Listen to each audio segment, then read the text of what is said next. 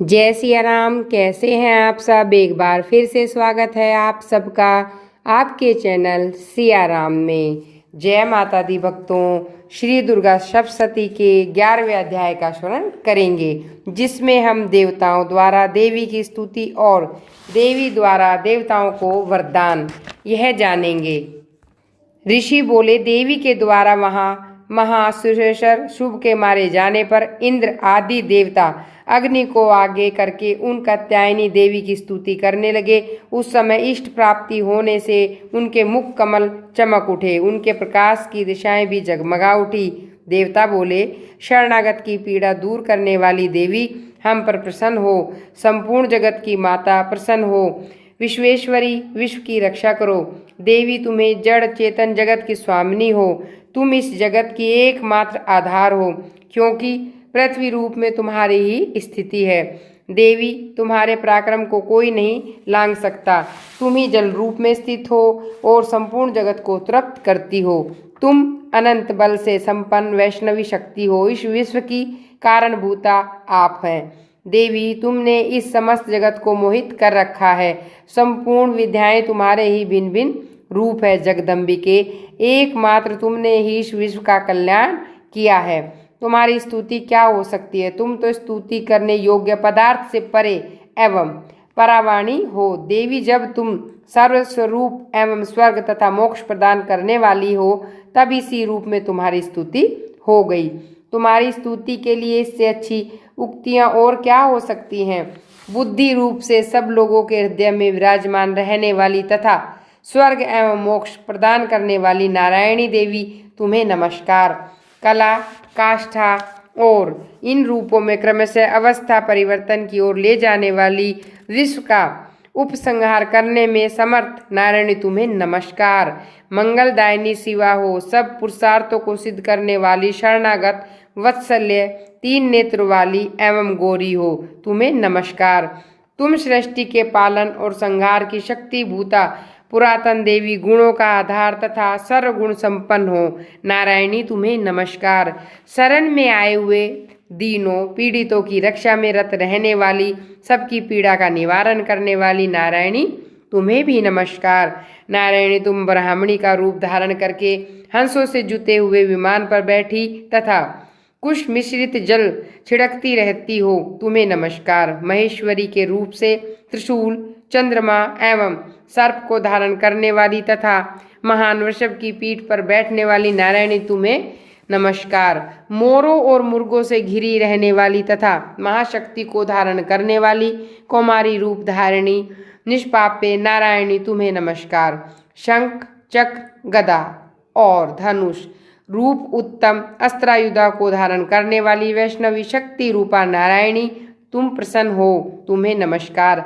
हाथ में भयानक महाचक्र लिए और दाढ़ों पर धरती को उठाए कल्याणमयी नारायणी, तुम्हें नमस्कार।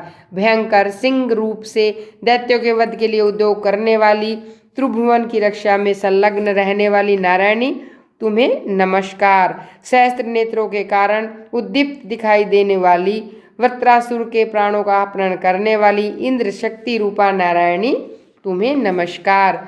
शिवदूती रूप से दैत्यों की महती सेना का संहार करने वाली तथा भयंकर रूप धारण करने वाली नारायणी, तुम्हें नमस्कार।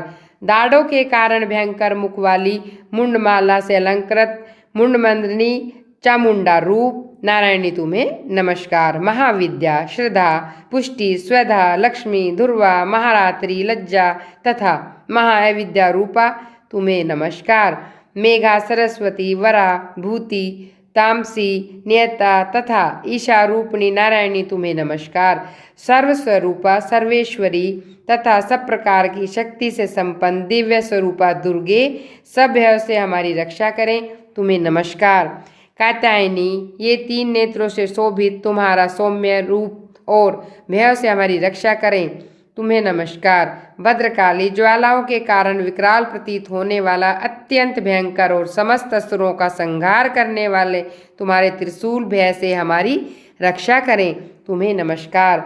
देवी, जो अपनी ध्वनि से संपूर्ण जगत को व्याप्त करके दैत्यों का तेज नष्ट कर दे, वह तुम्हारा घंटा हम लोगों की पाप से रक्षा करें। जैसे माता अपने पुत्र को बुरे कर्मों से बचाती हैं, चंडी के तुम्हारे हाथों में सुशोभित खड्ग जो असुरों के रक्त और चर्बी से चर्चित है, वे हमारे लिए कल्याणकारक हैं। हम तुम्हें नमस्कार करते हैं देवी। तुम प्रसन्न होने पर सब रोगों को नष्ट कर देती हो और क्रोधित होने पर मनोवांछित सभी कामनाओं का नाश कर देती हो। और जो लोग तुम्हारी शरण में जा चुके हैं उन पर विपत्ति तो आती ही नहीं। तुम्हारी शरण में गए हुए मनुष्य दूसरों की शरण देने योग्य हो जाते हो। देवी अंबिके, तुमने अपने स्वरूप को अनेक भागों में बांट करके नाना प्रकार के रूप से जो इस समय इन धर्मद्रोही महादैत्यों का संहार किया है, वह सब दूसरी कौन कर सकती थी। विद्याओं में ज्ञान को प्रकाशित करने वाले शास्त्रों में तथा आदि वाक्यों में तुम्हारे सिवा किसका वर्णन है। तुम भगवान विश्वनाथ की भी पूजनीय हो। जो लोग भक्ति पूर्वक तुम्हारे सामने मस्तक नवाते हैं, संपूर्ण विश्व को आश्रय देने वाली देव, प्रसन्न हो जाओ। जैसे इस समय असुरों का वध करके तुमने ही हमारी रक्षा की है, उसी प्रकार सदा हमें शत्रुओं के भय से बचाओ। संपूर्ण जगत का पाप नष्ट कर बड़े बड़े उपद्रवों को शीघ्र दूर करो। विश्व की पीड़ा दूर करने वाली देवी, हम तुम्हारे चरणों पर पड़े हुए हैं, हम पर प्रसन्न हो। त्रिलोक निवासियों की वंदनीय परमेश्वरी, सब लोगों को वरदान दो। देवी बोली, देवताओं, मैं वरदान देने को तैयार हूँ। तुम्हारे मन में जिसकी इच्छा हो वह वर मांग लो। संसार के लिए उस उपकारक वर को मैं अवश्य दूंगी। देवता बोले, सर्वेश्वरी, तुम इसी प्रकार तीनों लोकों की सारी बाधाओं को शांत करो और हमारे शत्रुओं का नाश करती रहो।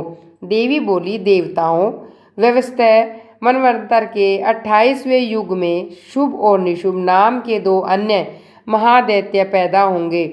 तब मैं नंद ग्वाले के घर में उनकी पत्नी यशोदा के गर्भ से पैदा हो विंध्याचल में जाकर रहूंगी। उन दोनों असुरों का नाश करूंगी।